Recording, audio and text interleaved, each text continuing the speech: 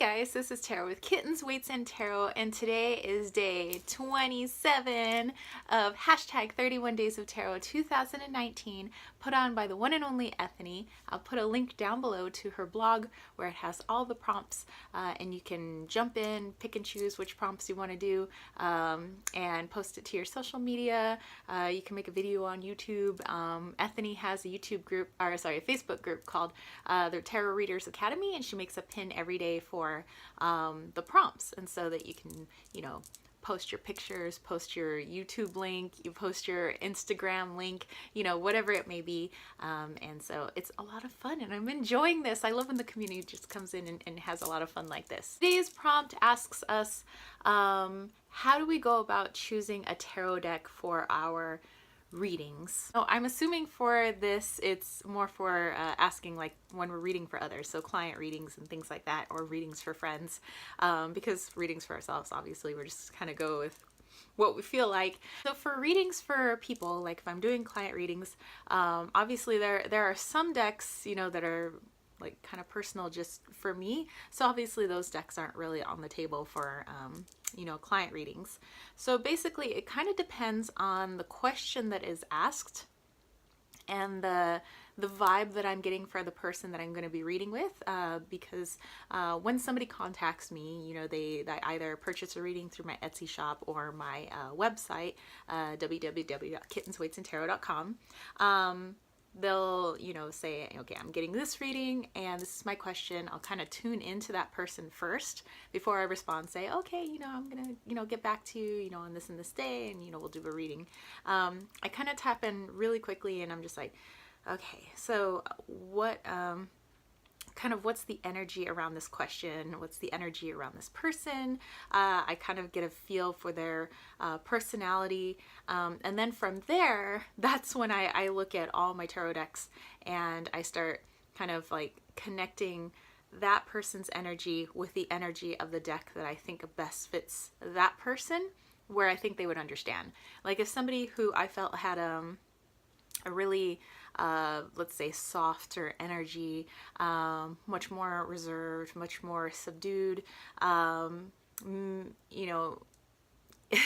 are certain decks that I think would be overwhelming, overpowering, a little frightening maybe for somebody like that. So I pick a deck that I think would match their vibration. So that's, it's kind of what I do, because, if I'm doing a reading for somebody, I don't want people to be so put off by looking at images or, that in the cards that I'm showing, that they're not listening to the messages coming through in the reading. So,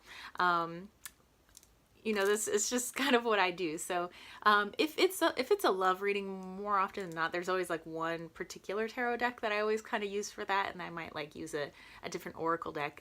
And sometimes they bring out multiple decks for readings, so it's like tarot and oracle.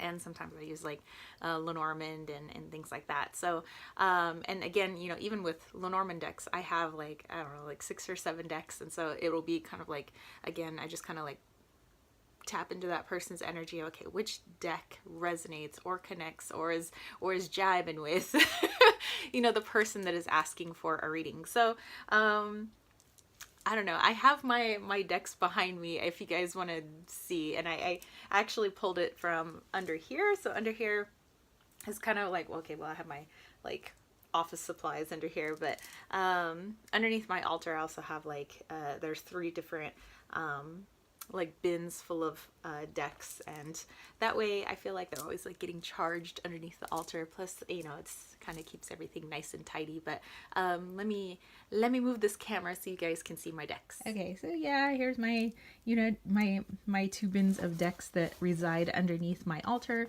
So again, I just kind of sit with the person's energy and feel like which deck might be best suited for them. So I kind of just start pulling my decks out, and as soon as I feel one where I'm like, this one, like I really feel like the person connects with animal energy, and I feel like that the energy that's coming off of this deck might really connect with that person. Or maybe it's the deck that's in here, so that's just kind of what I do. I just kind of have like two bins worth of tarot decks, and I mean that's actually like a lot of decks, and that's also why I like to have a variety of decks, that well, number one, I love working just like with the different energies of different decks, and I like looking at beautiful cards and beautiful pieces of artwork.